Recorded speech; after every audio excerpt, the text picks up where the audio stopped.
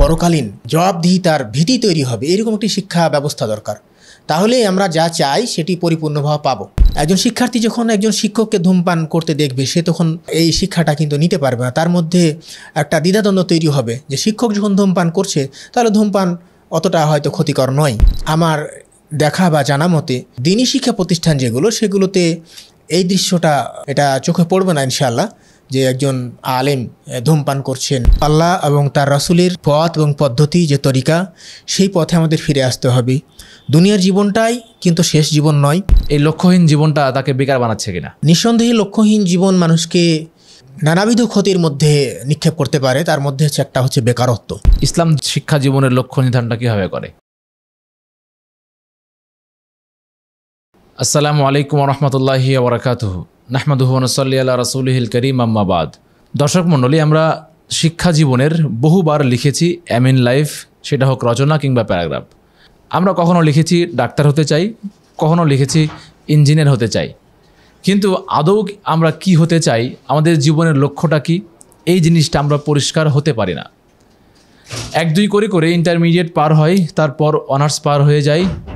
অনেক ক্ষেত্রে দেখা যায় অনার্স পার হওয়ার পরেও জীবনে আসলে আমি কি হতে চাই, আমার কোন দিকটা ভালো লাগে, কোন দিকে গেলে আমার জন্য সুবিধা হবে, অথবা আমি আত্মিক একটা প্রশান্তি অনুভব করব, এই জিনিসটা আমরা বের করতে পারি না। ফলে শিক্ষা জীবনের এই 18, 19, 20 বছরের লম্বা এই সময়টা পার হয় লক্ষ্যহীনভাবে। জীবনের অধিকাংশ এই সময়টা যখন লক্ষ্যহীনভাবে চলে যায়, তখন শেষে গিয়ে আমরা হতাশাগ্রস্ত হয়ে যাই, নানান রকম অপকর্মের মধ্যে জড়িয়ে পড়ি এবং জীবন নিয়ে বেশ পেরেশানির মধ্যে পড়ে যাই।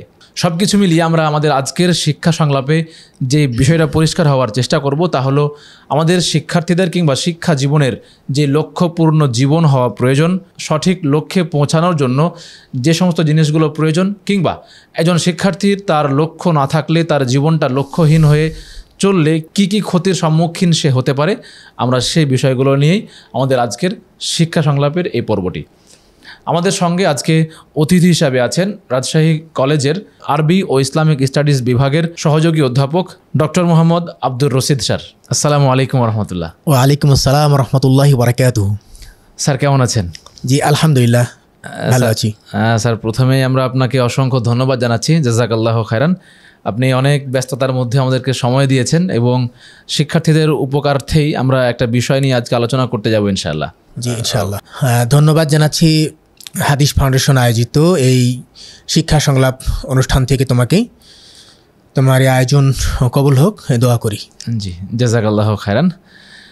স্যার, আমরা বিভিন্ন বিষয়গুলো নিয়ে আলোচনা করব ইনশাআল্লাহ। প্রিয় দর্শক, আপনারা দেখবেন এবং অন্যকে দেখার জন্য অধিকারে শেয়ার করবেন এবং আপনার জীবনের আসলে সঠিক লক্ষ্যটা কি, এইটা অবশ্যই কমেন্টে লিখতে পারেন, কিংবা লক্ষ্য না থাকার কারণে আপনি কোনো বিপদে পড়েছেন কিনা সেই জিনিসটা আপনি মন্তব্য অপশানে লিখতে পারেন। চলুন আমরা আমাদের আজকের অতিথি মহোদয়ের কাছ থেকে এই সমস্ত বিষয়গুলো আমরা পরিষ্কার হওয়ার চেষ্টা করি। স্যার, আমাকে একটু বলবেন যে শিক্ষা জীবনের প্রধান উদ্দেশ্যটাই হচ্ছে আমার জ্ঞান অর্জন করা, কিন্তু দেখা যায় যে শিক্ষার্থীরা জ্ঞান অর্জনের এটাকে পাশে রেখে বিভিন্ন রকম কর্মের সঙ্গে তারা জড়িয়ে পড়ে। সেটা হতে পারে কখনো ভালো কর্ম, আবার কখনো কোনো অপরাধ কর্ম, এরকম হতে পারে। তো ওই জায়গা থেকে একটা শিক্ষার্থীর মেন কোন জায়গায় ফোকাসটা রাখা দরকার, কিংবা তার লক্ষ্যহীন যে জীবনটা হয়ে যাচ্ছে, এই ক্ষেত্রে আপনি কি বলবেন? আমরা শুরুতেই প্রশংসা করছি আল্লাহ রাব্বুল আলামিনের দরবারে, আলহামদুলিল্লাহ। সালাম বর্ষিত হোক আমাদের প্রিয় নবীজি মুহাম্মদুর রাসূলুল্লাহ সাল্লাল্লাহু আলাইহি ওয়াসাল্লামের প্রতি। শিক্ষার্থীদের প্রধান কাজ হচ্ছে জ্ঞান অর্জন করা, আর জ্ঞান অর্জিত হওয়ার যে মাধ্যম, সর্বপ্রথম মাধ্যমটি হচ্ছে পড়া। জি, এ বিষয়ে আল্লাহ রাব্বুল আলামিন আমাদের প্রতি সর্বশেষ যে আসমানি গ্রন্থ নাজিল করেছেন কুরআনুল কারীম, এই গ্রন্থের সর্বপ্রথম নির্দেশ হচ্ছে ইকরা। কোরআনের ভাষায় ইকরা বিসমি রব্বিকাল্লাযী খলাক, পড়ো তোমার রবের নামে, সেই রবের নামে যিনি তোমাকে সৃষ্টি করেছেন। তো ছাত্র জীবনে পড়াশোনার কোনো বিকল্প নেই। সংস্কৃতি একটা প্রবাদ বাক্য আছে যে ছাত্রানাং অধ্যয়নং তপ, মানে ছাত্র জীবনের তপস্যা হচ্ছে অধ্যয়ন করা। জি, অতএব এই অধ্যয়নমুখী হওয়া দরকার আমাদের। জ্ঞান অর্জনের প্রধান মাধ্যমটিকে আমাদের কাজে লাগানোর সময় এসেছে এখন। তো তোমার প্রশ্ন ছিল যে ছাত্ররা কেন অপরাধ প্রবণতায় জড়িয়ে পড়ছে। আসলে এটা হচ্ছে জীবনের লক্ষ্য কি, আমাদের জীবনের লক্ষ্য যারা বিমুখ হয়ে গেছে, লক্ষ্যচ্যুত যারা হয়েছে, তাদের পক্ষেই অপরাধ প্রবণতায় জড়িত হওয়ার সম্ভাবনাটা বেশি।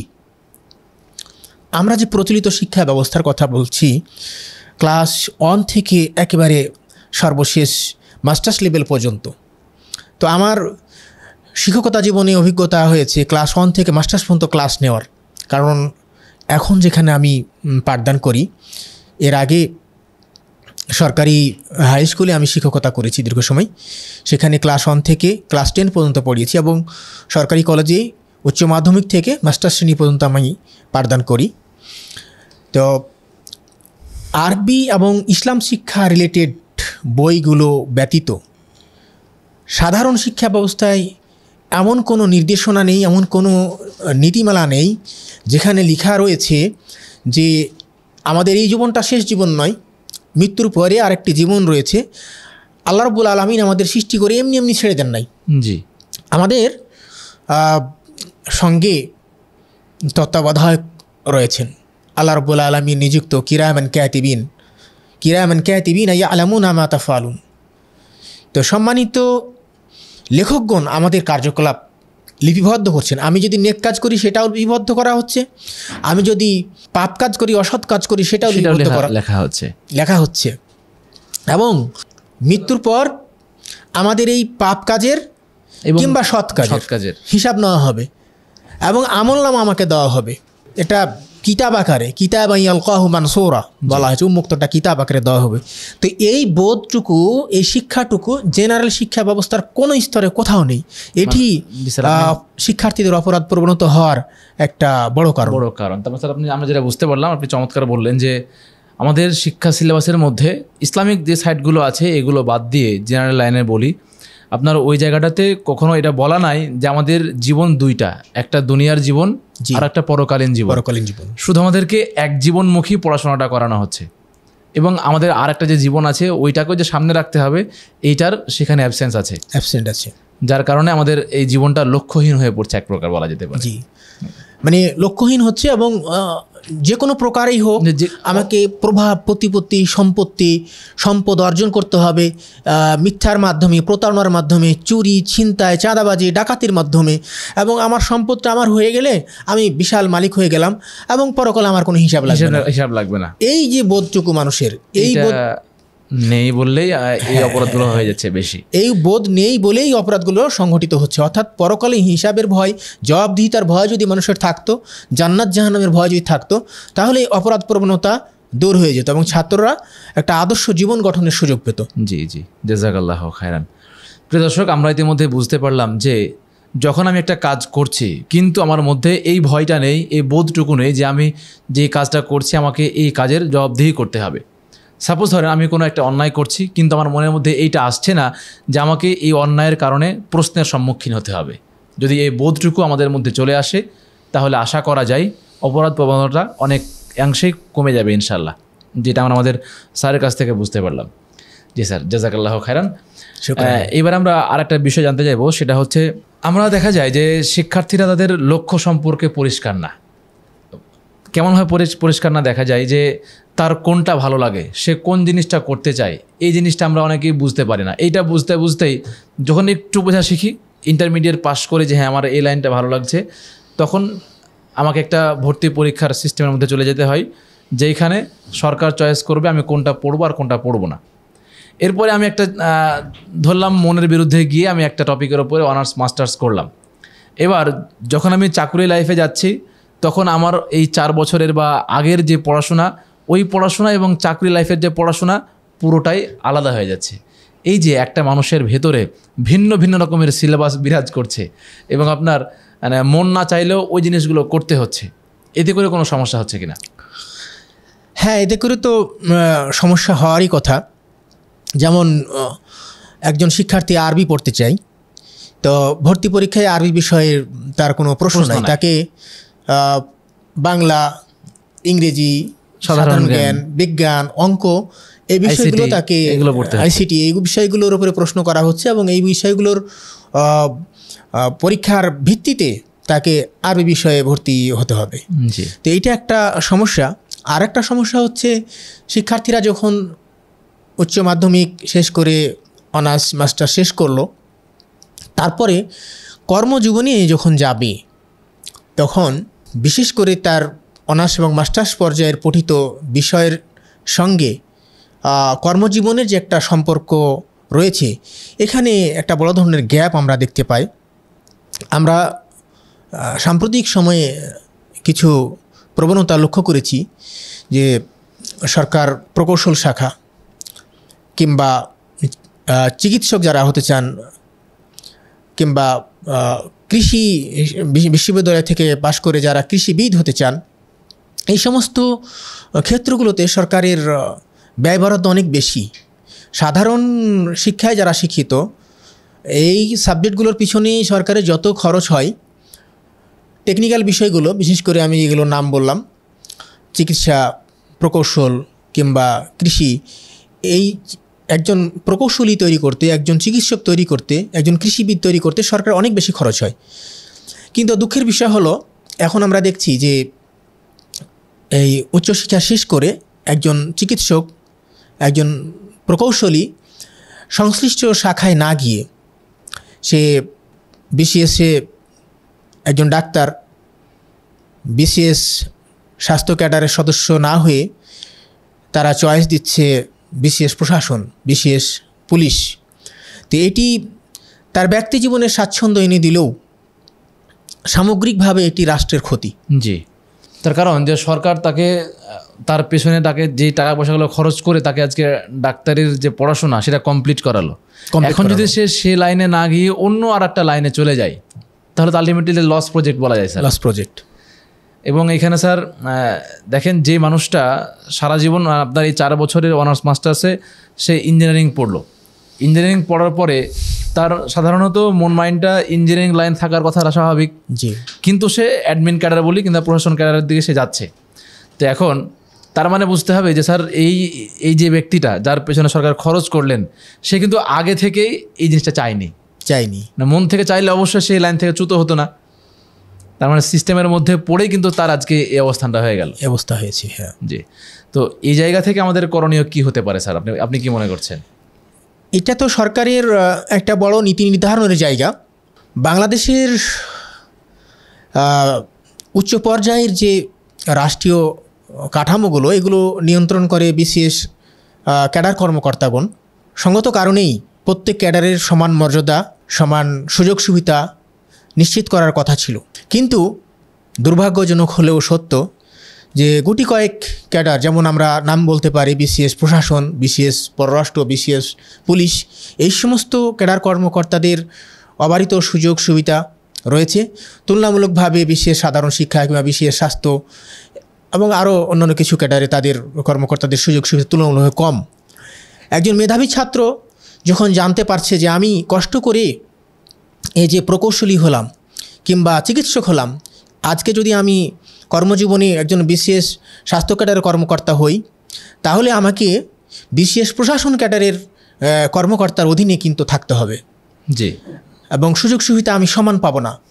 এই বিষয়টি মেধাবী ছাত্রদের তাড়িত করছে এবং তারা নিজের সেক্টর বাদ দিয়ে প্রশাসন ক্যাডার কিংবা পররাষ্ট্র ক্যাডার কিংবা পুলিশ ক্যাডারের সদস্য হওয়ার জন্য তারা প্রতিযোগিতা করছে এবং তারা সফল হচ্ছে। জি, জাযাকাল্লাহু খায়রান। প্রিয় দর্শক, আপনারা দেখছেন শিক্ষা সংলাপ। আমাদের আজকের পর্ব চলছে শিক্ষার্থীদের লক্ষ্যহীন জীবন এই নিয়ে, এবং আমাদের আসলে লক্ষ্য ঠিক করা প্রয়োজন কিনা সে সমস্ত বিষয়গুলো নিয়ে আমরা আমাদের অতিথির কাছে আজকে এখন যেটা জানতে চাইবো সেটা হচ্ছে যে আমরা ছোট থেকেই লক্ষ্যের কথা শুনে আসি, বা যে কোনো কাজে একটা লক্ষ্য থাকা প্রয়োজন। ওই জায়গা থেকে একজন শিক্ষার্থীর তার যখন জীবনটা তার লক্ষ্যহীন, ওই জায়গাতে আপনি আর্থিক কোনো ক্ষতি দেখছেন কিনা? লক্ষ্যহীন জীবন আর্থিক ক্ষতির তো নিঃসন্দেহে কারণ। আমরা পূর্বেই যেমন যে বিষয়টির উপরে কথা বললাম, সেখানে আমরা দেখেছি যে কর্মজীবনের স্ব ক্ষেত্রে না গেলে কি ক্ষতি হয় আমরা একটা আলোচনা এখানে উপস্থাপন অলরেডি করেছি। লক্ষ্যহীন জীবন নিঃসন্দেহে আর্থিক ক্ষতির কারণ হতে পারে। যেমন স্যার আমরা দেখতে পাই যে ধরেন আমার পেছনে আমার পিতা খরচ করবেন, এখন আমি চাচ্ছি যে আমি জেনারেল লাইন বাদ দিয়ে আমি পড়ি একটা ইসলামিক লাইনে, কিন্তু আমার পরিবার চাচ্ছেন যে না তারা অন্য লাইনে পড়ুক। এখন আমার লক্ষ্য একদিকে, আমি চাচ্ছি একটা, কিন্তু আমার পরিবার আমাকে পড়াচ্ছে আর একদিকে, তখন কিন্তু আলটিমেটলি আমার পরিবারে সেটা অর্থনৈতিক ক্ষতির দিকে কিন্তু চলে যাচ্ছে স্যার। চলে যাচ্ছে। তার কারণ আমি আমার মন থেকে একটা জিনিস আসছে না, আমি মন থেকে একটা জিনিস পড়ার আগ্রহটা পাচ্ছি না। তো ওই জায়গাতে আমি তো পরবর্তী সময়ে গিয়ে আবার তো এদিকে কামব্যাক করবো, তাই কি না? জি, যেটা আমরা একটু আগে যেটা বলছিলাম, আলোচনা করছিলাম। জি জি। তাহলে স্যার সব কিছু মিলিয়ে আমরা এটা বলতে পারি যে যদি জীবনের লক্ষ্যটা পরিষ্কার না হয়, পরিষ্কার না হয়, যদি জীবনের আমার টার্গেটটা গোলটা সেট করা না থাকে, সেটা যেমন আমার সময় নষ্ট করবে, একই রকমভাবে আমার অর্থকড়িও ক্ষতি করবে, নষ্ট করবে আর কি। তো ওই জায়গা থেকে আমরা বলতে চাইবো যে অবশ্যই আমরা জীবনের লক্ষ্যটা নির্ধারণ করে ফেলবো, যে আমি কোন লাইনে যেতে চাই এবং আমার পেশাটা, আমার প্রফেশনটা আমি কোন দিকে গড়তে চাই। জি জি স্যার, জাযাকাল্লাহ খায়রান। স্যার আমরা বাংলাদেশের প্রেক্ষিতে আর একটা যে জিনিসটা দেখি সেটা হচ্ছে যে আমাদের দেশে দিন দিন বেকারের সংখ্যা বৃদ্ধি পাচ্ছে, এবং জরিপ করলে দেখা যাবে যে এখনও আপনার অনার্স মাস্টার্স কমপ্লিট করা এরকম অনেক শিক্ষিত মানুষ অথচ বেকার অবস্থায় বসে আছেন। তাহলে স্যার আমরা বলতে পারি যে এই সমস্ত যারা এখন গ্র্যাজুয়েট কমপ্লিট করেছেন তাদের জীবনের লক্ষ্য পরিষ্কার ছিল না, এই লক্ষ্যহীন জীবনটা তাকে বেকার বানাচ্ছে কিনা? নিঃসন্দেহে লক্ষ্যহীন জীবন মানুষকে নানাবিধ ক্ষতির মধ্যে নিক্ষেপ করতে পারে। তার মধ্যে একটা হচ্ছে বেকারত্ব। গত বছর একটা পরিসংখ্যান দেখেছিলাম যে বাংলাদেশে বর্তমানে বেকার সংখ্যাটা হচ্ছে 25,90,000। এটি একটি বড় সংখ্যা। জি। তো লক্ষ্যহীন জীবনের সঙ্গে বেকারত্বের একটা ওতপ্রোত সম্পর্ক রয়েছে। এটা শুধু ব্যক্তির লক্ষ্যহীন না, শিক্ষার্থীর শুধু লক্ষ্যহীনতা নয়, এটি একটি রাষ্ট্রীয় লক্ষ্যহীনতা আমি বলবো। কারণ যে একটি দেশ পরিচালনা করতে বিভিন্ন সেক্টরে আমার কত দক্ষ জনশক্তির দরকার, কোন সেক্টরে আমার কি পরিমাণ শিক্ষিত শ্রেণীর প্রয়োজন, আমাকে সেই চাহিদার বিষয়টি আমাকে মাথায় রাখতে হবে। কিন্তু আমরা সেই চাহিদার বিষয়টি মাথায় না রেখে আমরা যদি ঢালাওভাবে শুধু শিক্ষিত গ্রাজুয়েট বের করি তাহলে তো বেকারত্ব বাড়বেই। আচ্ছা, এটা একটা কিন্তু বড় সমস্যা। তো আরেকটি দিক এখানে, সেটা হলো যে বাংলাদেশের অর্থনৈতিক আয়ের যে উৎস, তার মধ্যে একটি বড় উৎস হচ্ছে বিদেশি কর্মরত শ্রমজীবী বা বিভিন্ন পেশাজীবীদের উপার্জন থেকে পাঠানো যে রেমিটেন্স, যে অর্থ, সেটি আমাদের কিন্তু আয়ের একটা বিরাট উৎস। এখন এই জায়গাগুলোতে কিন্তু আমাদের নজর দেওয়া দরকার। সরকার যদি লক্ষ্য উদ্দেশ্য ঠিক করেন তাহলে এই জায়গাগুলোতে আমরা বর্তমান যে উপার্জন করি এই উপার্জনটা আরও কয়েক গুণ বেড়ে যেতে পারে। কিভাবে বাড়তে পারে? যেমন বাংলাদেশের শ্রমশক্তির একটি বিরাট অংশ সৌদি আরব কিংবা মধ্যপ্রাচ্যের আরব রাষ্ট্রগুলোতে কর্মরত রয়েছেন। এখানে আমরা দেখেছি যে এই শ্রমিকদের বেশিরভাগই কর্মে অদক্ষ এবং তারা সংশ্লিষ্ট দেশের ভাষা জ্ঞানও তাদের নেই। তো আমরা যদি মধ্যপ্রাচ্যে যখন আমরা শ্রমশক্তি পাঠাবো, জনশক্তি পাঠাবো, তখন তাদেরকে যদি আমরা আরবি ভাষা একটু দক্ষ করে পাঠাতে পারতাম, কিংবা যে কাজে তিনি সেখানে নিযুক্ত হবেন সে কাজে যদি আমরা ট্রেনিং দিয়ে পাঠাতে পারতাম তাহলে আমাদের উপার্জনটা বাড়তো।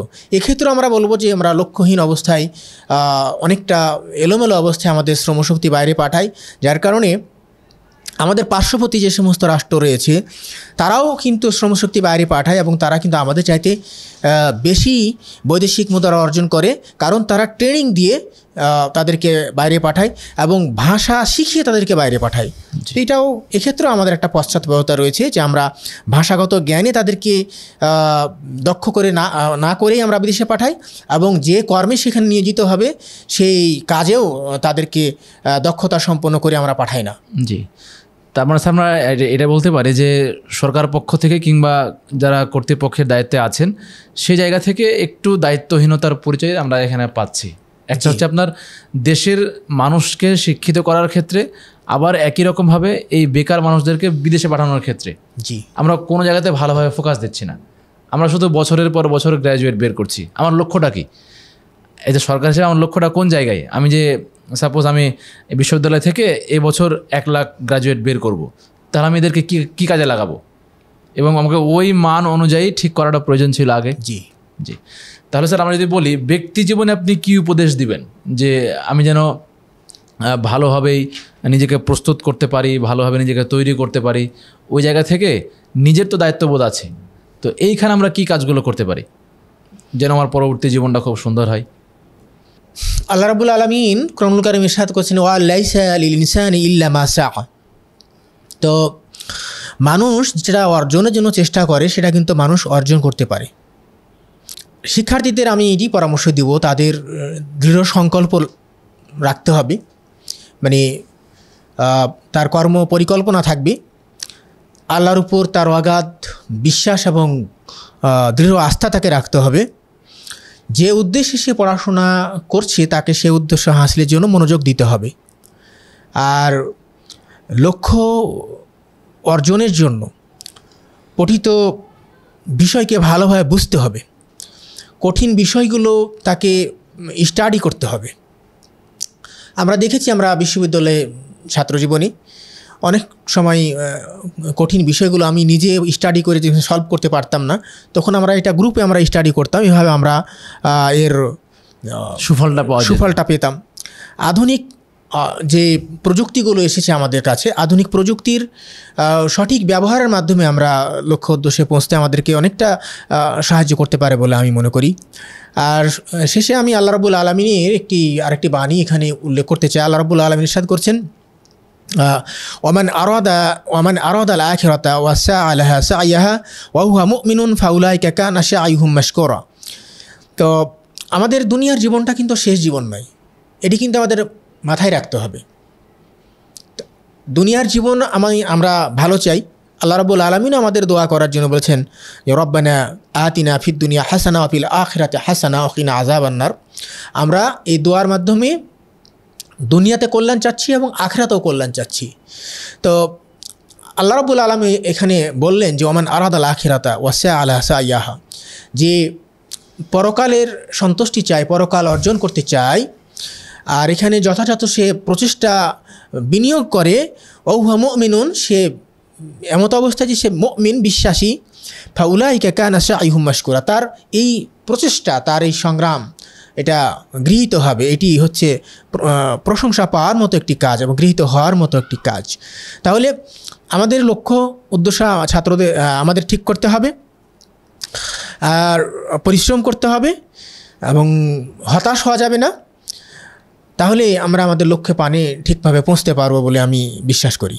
জি স্যার, তাহলে আমরা একজন শিক্ষার্থী হিসেবে আমরা এটা বলতে পারি, প্রথমত আল্লাহ তাআলার উপর তাওয়াক্কুল রাখতে হবে এবং নিজে যেটা চাচ্ছি সেই আনুপাতিক পরিশ্রম করতে হবে। জি, এবং নিজের যে পড়াশোনাগুলো আছে সেই পড়াশোনাগুলোকে প্রায়োরিটি দিতে হবে সবার আগে, নিঃসন্দেহে। জাযাকাল্লাহু খাইরান। স্যার, আমরা এবার যেটা জানতে চাইবো সেটা হচ্ছে যে দেখা যায় আমরা অনেকেই এইটা মনে করি যে আমি পড়াশোনা করছি, ভালো একটা চাকরি পেলে আমার লাইফ সেটেল, আমি কিছু সুযোগ সুবিধা পাবো, ভালো একটা অ্যামাউন্টের স্যালারি হবে, আমি ভালো গাড়িতে চলাফেরা করবো, ব্যাস আমি এই জন্য পড়াশোনা করি এবং ওই চাকরিটা পেয়ে গেলে আমার সব কিছু হয়ে গেল। আসলেই কি স্যার শিক্ষার মূল উদ্দেশ্য এটা হওয়া উচিত? আপনি কি মনে করেন? শিক্ষার মূল উদ্দেশ্যটা এটা হওয়া উচিত না। আসলে শিক্ষার মূল উদ্দেশ্য কী হওয়া উচিত, শিক্ষা কাকে বলে, এ সম্পর্কে পৃথিবী বিখ্যাত যারা জ্ঞানী গুণী দার্শনিক ছিলেন তারা যুগে যুগে এই বিষয়টা কথা বলেছেন, আলোচনা করেছেন, তারা এ বিষয়ে সংজ্ঞা দিয়েছেন। আমরা জানি যে আচার আচরণের কাঙ্ক্ষিত স্থায়ী যেটা পরিবর্তন সেটা হচ্ছে শিক্ষা। আচার আচরণের যদি ইতিবাচক পরিবর্তন না হয়, স্থায়ী পরিবর্তন না হয়, এটি কিন্তু বৈষয়িক দিক থেকেও এটাকে শিক্ষা বলছি না। জি, মানে এটি কিন্তু ইসলামিক শিক্ষার আমি সংজ্ঞা এটা বলছি না। সাধারণভাবেই শিক্ষার সংজ্ঞা ক্ষেত্রে বলা হয়েছে যে এটি মানুষের আচার আচরণের ইতিবাচক পরিবর্তন করবে, স্থায়ী পরিবর্তন একটা করবে, কাঙ্ক্ষিত পরিবর্তন করবে। তো এই সম্পর্কে বার্টন রাসেল বলছেন যে শিক্ষার উদ্দেশ্য হচ্ছে শিক্ষার্থীদের উত্তম চরিত্র গঠন করা। আচ্ছা, তারপরে আরেকজন ফিলোসফার উনি বলছেন শিক্ষার উদ্দেশ্য হচ্ছে সত্যের লালন এবং মিথ্যার অপনোদন। সত্যের লালন এবং মিথ্যার অপনোদন। তাহলে সত্যকে প্রতিষ্ঠিত করা শিক্ষার কিন্তু অন্যতম একটা উদ্দেশ্য। এই বিষয়টা আমাদের মাথায় রাখতে হবে।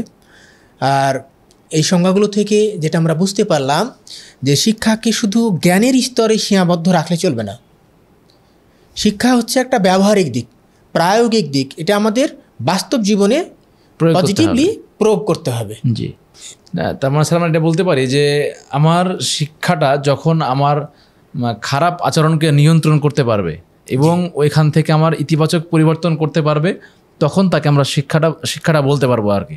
জি, তো এখন যিনি স্যার অনার্স মাস্টার্স শেষ করে ফেলেছেন, তার তো অন্তত এই বোধটুকু হওয়া দরকার যে আমি অন্যায়ভাবে সুদ নেওয়া বা ঘুষ নেওয়া অথবা আমি অন্যায় কোনো প্রজেক্টের টাকা আমার পকেটে নিয়ে নেওয়া, এই জিনিসগুলো তো স্যার অবশ্যই তার এই পড়াশোনার মধ্যে এটা হওয়ার কথা ছিল না। কিন্তু দেখা যায় দেশের বড় বড় যে দুর্নীতিগুলো, বড় বড় যে পাচারগুলো, এগুলো কিন্তু স্যার শিক্ষিত ব্যক্তিরাই বেশি করেন এবং তারাই করেন আর কি। জি, তাহলে কি স্যার শিক্ষার উদ্দেশ্যটা আপনার পরিপূর্ণভাবে বাস্তবায়ন হলো? না, শিক্ষার উদ্দেশ্য তো পরিপূর্ণভাবে বাস্তবায়ন হলো না। যদিও আমাদের শিক্ষা ব্যবস্থায় নৈতিকতার কথা বলা হয়েছে, আধুনিক মন মানসিকতার কথা বলা হয়েছে, কিন্তু যে কথাটি আমি আগেই বলেছি, যেখানে মৃত্যু পরবর্তী জীবন যে আমাদের রয়েছে, আখেরাতে যে জীবন রয়েছে, এখানে মানুষের পাপ পুণ্যের চূড়ান্ত হিসাব নিকাশ হবে এবং মানুষ তার প্রেক্ষিতে, তার ভিত্তিতে জান্নাত কিংবা জাহান্নাম পাবে। এখন একজন আধুনিক শিক্ষিত মানুষের এই কলা কৌশল হয়তো জানা আছে যে কোন কৌশলে অন্যায় বা দুর্নীতি করলে দুর্নীতি দমন কমিশন আমাকে খুঁজে পাবে না কিংবা পুলিশ আমাকে ধরতে পারবে না। তার মানে তার পরকালীন বোধটা নেই। পুলিশের চোখকে আমাদের ফাঁকি দেওয়ার কৌশল হয়তো আবিষ্কার করেছি, দুর্নীতি দমন কমিশনকে আমরা হয়তো ফাঁকি দেওয়ার কৌশল আবিষ্কার করেছি, কিন্তু আমাদের সঙ্গে যে ফেরেশতারা সার্বক্ষণিক রয়েছেন, যারা আমাদের কার্যকলাপকে লিপিবদ্ধ করছেন, তাদের চোখকে ফাঁকি দেওয়ার কিন্তু কোনো উপায় নাই। এই বিশ্বাসটুকু থাকলে একজন মানুষ দুর্নীতিবাজ হতে পারবে না, সে ঘুষখোর হতে পারবে না, সে অন্যায়কারী হতে পারবে না। এই জন্য আমরা বলি যে ইসলামী শিক্ষা হচ্ছে বেস্ট শিক্ষা। ইসলামিক এই সেন্টিমেন্ট, ইসলামিক আকিদা মানুষের মধ্যে যদি বদ্ধমূল করে দেওয়া যায়, তাহলে দুনিয়ার জীবনটাও শান্তি হবে, পরকালের জীবনটাও শান্তি হবে। জি জি। তাহলে স্যার আমরা এখন শেষ কি বলতে পারি যে শিক্ষার আপনার মূল উদ্দেশ্যটা কি? মানে আপনার শিক্ষার, আমি যে শিক্ষা গ্রহণ করছি, শিক্ষা অর্জন করছি, তাহলে এটার মূল উদ্দেশ্য আপনার এটাই বের হচ্ছে যে যেন আমার অন্যায় কর্ম কিংবা আমার খারাপ যে আচরণগুলো আছে সেগুলো যেন নিয়ন্ত্রিত থাকে। জি, সেটা একটা পরিবর্তন হয়। জি জি জি। জাযাকাল্লাহ খায়রান। প্রিয় দর্শক, আশা করি আপনারা এতক্ষণ পর্যন্ত আমাদের আজকের এই শিক্ষা সংলাপটি শুনে এতটুকু বুঝতে পেরেছেন শিক্ষার মূল উদ্দেশ্য কি হওয়া উচিত, এবং একজন মানুষের জীবনে যদি লক্ষ্য না থাকে, একজন শিক্ষার্থীর জীবনে যদি তার লক্ষ্যটা পরিষ্কার না থাকে, তাহলে তার কি কি সমস্যা হতে পারে এবং অপরাধের মাত্রাগুলো কীরকমভাবে বাড়তে পারে। আশা করি সামনের দিকে আমরা আরও অনেক জিনিস জানতে পারবো আমাদের আজকের অতিথি মহোদয়ের কাছ থেকে। স্যার, আমরা এবার যেটা জানতে চাইবো তা হচ্ছে যে একটা শিক্ষার্থীকে তার পুরোটা তাকে রেডি করে বের করে দিতে অনেক মানুষের ভূমিকা এখানে থাকে। যেমন সে শিক্ষার্থী নিজে চেষ্টা করে, আবার একই রকমভাবে ওই শিক্ষার্থীকে তার প্রতিষ্ঠান তার পিছনে সময় দিয়ে, শ্রম দিয়ে তাকে শিক্ষিত করে একটা ভালো মতো তাকে গাইড করে। তো ওই জায়গা থেকে প্রতিষ্ঠান কিংবা শিক্ষকের দায়িত্ববোধের জায়গাটা কতটুকু? প্রতিষ্ঠান এবং শিক্ষকের দায়িত্ববোধের জায়গাটি অনেক বড়। তার আগে আমরা বলবো যে আমাদের এমন একটি শিক্ষা নীতি দরকার, যে শিক্ষা নীতিতে মানুষ তার নাফসকে চিনতে পারবে, তার রবকে চিনতে পারবে, এবং বারবার যে বিষয়টি বলছি, তার পরকালীন জবাবদিহি, তার ভীতি তৈরি হবে, এরকম একটি শিক্ষা ব্যবস্থা দরকার। তাহলে আমরা যা চাই সেটি পরিপূর্ণভাবে পাব। এখন আমাদের দেশে মিশ্র শিক্ষা ব্যবস্থা রয়েছে। আলিয়া লাইন রয়েছে, কওমি ধারা শিক্ষা ব্যবস্থা রয়েছে, জেনারেল ধারা শিক্ষা ব্যবস্থা রয়েছে। এর মধ্য থেকেও কিছু সংখ্যক আল্লাহর বান্দা যারা শিক্ষকতা পেশায় রয়েছেন, তারা তাদের জীবনের সর্বস্ব দিয়ে, সর্বোচ্চ চেষ্টা করে শিক্ষার্থীদের আলোকিত জীবন গঠনের জন্য চেষ্টা করে যাচ্ছেন। পরিবারে শিক্ষার্থী বেড়ে ওঠে, তার শিশুকালটা পরিবারে কাটে, কিন্তু তার ব্যক্তি মানুষ, তার চরিত্র, তার আমল আখলাক বিনির্মাণে শিক্ষক এবং শিক্ষা প্রতিষ্ঠানের ভূমিকা অনস্বীকার্য।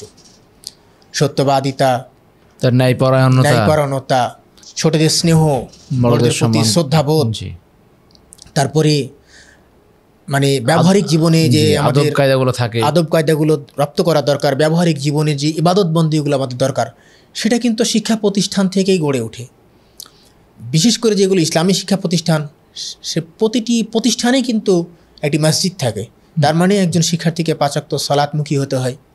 সেখানে সে নিয়মানুবর্তিতা শিখে, শৃঙ্খলা শিখে, সারিবদ্ধ হয়ে সালাত আদায় করতে হয় সেটা শিখে। তারপরে ছোটদের সঙ্গে কীভাবে আচরণ করতে হয়, বড়দের কীভাবে স্নেহ করতে হয়, এই বিষয়টি কিন্তু শিক্ষা প্রতিষ্ঠান থেকেই শিক্ষার্থীরা শিখে থাকে। আর বারবার যে বিষয়টি আমরা উল্লেখ করছি, শিক্ষক মহোদয়ের দায়িত্ব হলো শিক্ষার্থীদের একটি পরিপূর্ণ ধারণা প্রদান করা, শিক্ষার্থীর মাঝে এই জ্ঞানের সঞ্চার করে দেওয়া যে তোমার দুনিয়ার জীবনটা কিন্তু শেষ নয়। তুমি এখানে যে কর্মই করো, আল্লাহ রাব্বুল আলামিন সে কর্মের ভিত্তি তোমাকে কিন্তু পরকালে তোমার হয় মুক্তির ব্যবস্থা অথবা তুমি নিজেকে ধ্বংসের ব্যবস্থা করে নিচ্ছ। অতএব আল্লাহ রাব্বুল আলামিনকে ভয় করো, তাকওয়া অর্জন করো, পিতামাতার প্রতি শ্রদ্ধাশীল হও, গুরুজনদের প্রতি তোমার সম্মান এবং শ্রদ্ধাবোধ তুমি জাগ্রত করো, এবং তোমাকে যে পাঠ্য পুস্তক দেওয়া হয়েছে, তোমাকে যে সিলেবাস দেওয়া হয়েছে, এই সিলেবাস তুমি ভালোভাবে রপ্ত করো। এভাবেই একজন শিক্ষক এবং শিক্ষা প্রতিষ্ঠান শিক্ষার্থীর জীবনের লক্ষ্য উদ্দেশ্য বিনির্মাণে সহায়তা করতে পারে। জি স্যার, আমরা এই জায়গাতে একটু জানতে চাই, সেটা হচ্ছে যে একজন শিক্ষার্থীর কাছে আদর্শের সবচাইতে বড় পাত্র হলেন তার শিক্ষক। জি। এখন শিক্ষক হিসেবে যে ইনপুট তার ছাত্রকে দিবেন, ছাত্রও কিন্তু এরকমভাবে গড়ে উঠবে। আমরা যখন ছোটোবেলায় স্কুলে পড়তাম, তখন স্কুলে পড়লেও স্যাররা জিজ্ঞেস করতেন, এই কালকে কে নামাজ পড়িস নি, হাত তোল। জি, এরকম প্রশ্ন কিন্তু আমরা অহরহ সম্মুখীন হয়েছি, এবং ওই জায়গাতে আমরা কিন্তু মিথ্যা কথা বলার মানে চিন্তা ভাবনাটাও করিনি, না করলে নাই, করলে হ্যাঁ, জি, এরকমটা হয়েছে। তো এখন দেখা যায় স্কুলে বাচ্চারা গেলে তাকে তার ধর্মীয় দিকের কোনো প্রশ্নই তাকে করা হয় না। আবার তার যে নৈতিকতার দিকগুলো শিক্ষকরা তৈরি করবেন, ওই জায়গাতেও শিক্ষকদের একটা ঘাটতি দেখা যায়। তো শিক্ষক সমাজ যারা আছেন আমাদের মাঝে, তাদের ক্ষেত্রে তাদের ওই গদবাঁধা বইয়ের বাইরেও যে আরও পড়াশোনা করানো যায়, এই জিনিসটা মনে হয় স্যার আমার কাছে অ্যাবসেন্স মনে হচ্ছে। জি। এবং অনেক ক্ষেত্রে দেখা যাচ্ছে যে শিক্ষককে আদর্শচ্যুত অবস্থায় ছাত্ররা পাচ্ছেন। এখন একটা বাচ্চা দেখছে তার শিক্ষক তিনি স্মোক করছেন, এরকম অহরহ হচ্ছে। আবার তার শিক্ষককে তিনি দেখছেন যে তারই সহপাঠী, যিনি মহিলা সহপাঠী, সে তার দ্বারা হ্যারাসমেন্টের শিকার হচ্ছে। যে এই জিনিসগুলোকে স্যার আপনি শিক্ষকের আদর্শের জায়গাটা আপনি কীভাবে দেখছেন? আসলে শিক্ষককে এই সমাজ একজন আদর্শ ব্যক্তি হিসাবে কল্পনা করে, জি, সে জায়গায় দেখতে ভালোবাসে। কিন্তু আমাদের দেশে মিশ্র শিক্ষা ব্যবস্থা চালু থাকায় প্রতিটি শিক্ষা প্রতিষ্ঠানের শিক্ষক মণ্ডলীকে আমরা একই মাপকাঠিতে পাই না। একটি দিনই শিক্ষা প্রতিষ্ঠানের শিক্ষক আর একটি সাধারণ শিক্ষা প্রতিষ্ঠানের শিক্ষক আমরা একইভাবে কিন্তু পাচ্ছি না। যে কথাটি তুমি একটু আগে বললে যে একজন শিক্ষক ধূমপান করছে এবং ছাত্ররা সেটি অবলোকন করছে, তাহলে ধূমপান যে ক্ষতিকর এটি কিন্তু সর্বজন স্বীকৃত, এটি আমাদের পাঠ্যপুস্তকেও আমরা পাবো। কিন্তু একজন শিক্ষার্থী যখন একজন শিক্ষককে ধূমপান করতে দেখবে, সে তখন এই শিক্ষাটা কিন্তু নিতে পারবে না। তার মধ্যে একটা দ্বিধাদ্বন্দ্ব তৈরি হবে যে শিক্ষক যখন ধূমপান করছে, তাহলে ধূমপান অতটা হয়তো ক্ষতিকর নয়।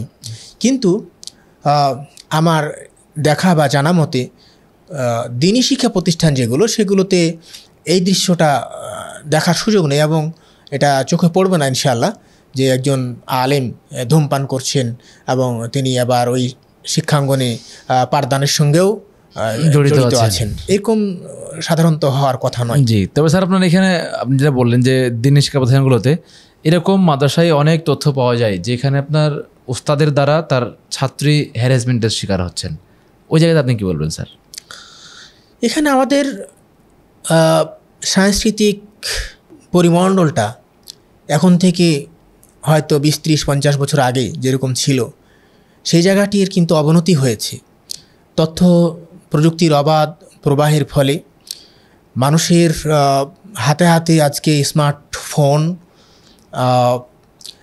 অনেক দৃশ্য, অনেক ঘটনা, অনেক ছবি, অনেক অডিও ভিডিও, এগুলো সমাজে অহরহ, শুধু সমাজে কেন বলবো, প্রত্যেকের হাতে হাতে অহরহ ছড়িয়ে পড়ছে। এগুলো মানুষের মেধা মননকে প্রভাবিত করছে, যার কারণে কিছু বিরল ঘটনা এগুলো ঘটলেও এটি সার্বজনীন বা ব্যাপক নয়। এই ঘটনাগুলো বিরল ঘটনা, এবং ঘটনার পিছনে হয়তো এরকমই কোনো কারণ পাওয়া যাবে যেখানে প্রভাবক হিসাবে এই অপসংস্কৃতির ছোঁয়া তাকে প্রভাবিত করেছে। তারপরে বলবো এটি শিক্ষক হিসাবে এটা নৈতিকভাবে একটি অবক্ষয়ের জায়গা তৈরি হয়েছে কিছু কিছু ক্ষেত্রে। এগুলো আমাদের নজর দেওয়ার এবং এগুলো আমাদের সংশোধন করার দরকার রয়েছে। জি, জাযাকাল্লাহ খায়রান। প্রিয় দর্শক, আপনারা দেখছেন শিক্ষা সংলাপ। আজকে আমরা যে ব্যাপারটা জানার চেষ্টা করছি তা হচ্ছে শিক্ষক, শিক্ষা প্রতিষ্ঠান এবং শিক্ষার্থী উভয়কে চলতে হবে একটা লক্ষ্য নিয়ে, এবং যে লক্ষ্যেই সে সামনে এগিয়ে যাবে এবং তার জীবনটাকে সুন্দর এবং পরিশীলিত করবে। স্যার, এবার আমরা জানতে চাইবো যে আমাদের তো দুনিয়া কেন্দ্রিক পড়াশোনা আছে, বা আপনার অন ইসলামিক যে লাইনটা, সেই লাইনের পড়াশোনা আছে। আমরা জীবনের লক্ষ্য নিয়ে অনেক কথাবার্তা শুনি এবং আমাদের এম ইন লাইফ নিয়ে অনেক কথাবার্তা আছে। ওই জায়গাতে গিয়ে ইসলামের কোনো বক্তব্য আছে কিনা? ইসলাম শিক্ষা জীবনের লক্ষ্য নির্ধারণটা কীভাবে করে? এখানে আমাদের একটু বড় পরিসরে ভাবতে হবে। আল্লাহ রাব্বুল আলামিন ইরশাদ করেছেন যে ওমা খালাকতুল জিন্না ওয়াল ইনসা ইল্লা লিয়াবুদুন, আমি জিন এবং মানুষকে শুধুমাত্র আমার ইবাদতের জন্য, আমার দাসত্বের জন্য সৃষ্টি করেছি। তো আমাদের শিক্ষা জীবনটা কিন্তু দাসত্বের বাইরে না। আরেকটা হাদিসে আমরা এভাবে পাচ্ছি যে মান তাআল্লামা ইলমান মিম্মা ইবতাগা বিহি ওয়াজহুল্লাহি আযজা ওয়া জাল্লা লা ইয়াতাআল্লামুহু ইল্লা লিয়ুসিবা বিহি আরাদাম মিনাদ দুনিয়া লাম ইয়াজিদ আরফাল জান্নাহ ইয়াওমাল কিয়ামাতি ইয়ানি রিহাহা।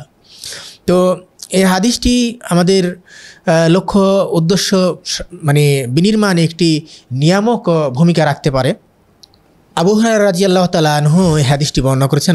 আল্লাহ রাসূল ইরশাদ করেছেন, যে ব্যক্তি এমন ইলম অর্জন করলো যার দ্বারা আল্লাহর সন্তুষ্টি অর্জন করা যায়, আল্লাহর সন্তুষ্টি অর্জন করা যেত, কিন্তু সেটি সে করলো না, বরং সে দুনিয়ার সামগ্রী উপার্জনের জন্য এই ইলমটাকে কাজে লাগালো, তো সে ব্যক্তি জান্নাতের সুগন্ধিও পাবে না কিয়ামতের মাঠে।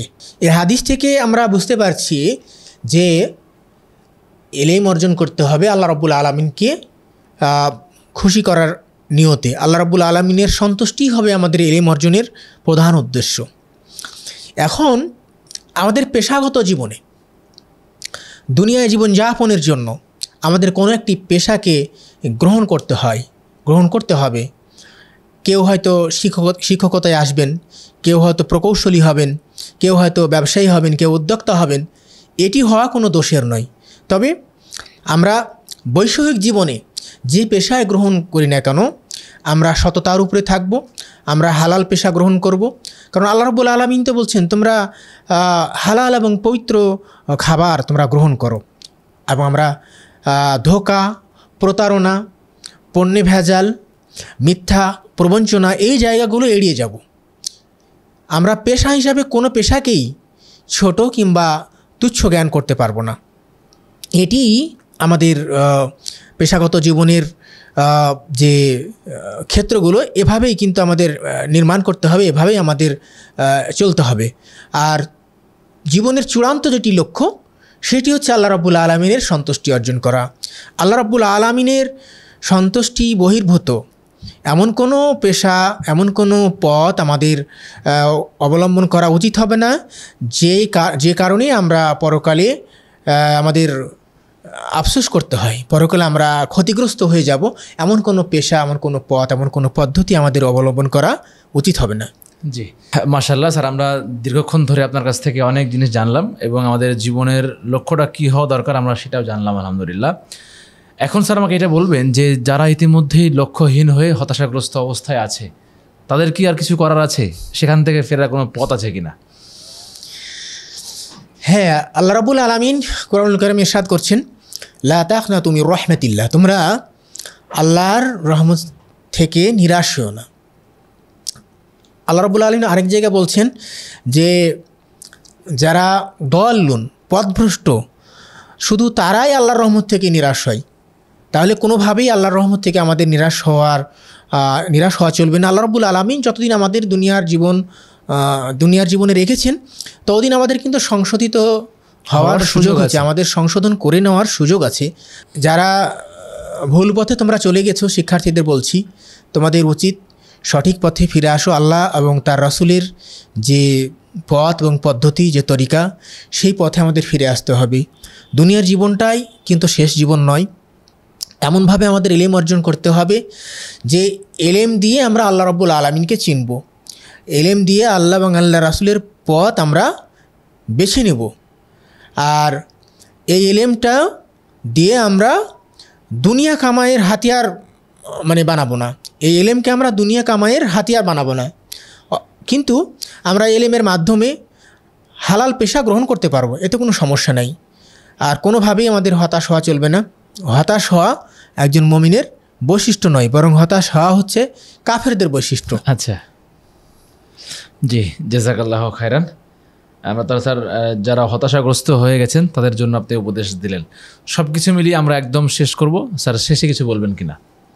আমরা শুরু থেকে শেষ পর্যন্ত অনেকগুলো বিষয়ে কথা বলেছি, বিশেষ আর কিছু আলাদাভাবে বলার তেমন নেই। আমরা এই শিক্ষা সংলাপে প্রচলিত শিক্ষা ব্যবস্থা সম্পর্কে কথা বলেছি, শিক্ষার লক্ষ্য উদ্দেশ্য নিয়ে কথা বলেছি।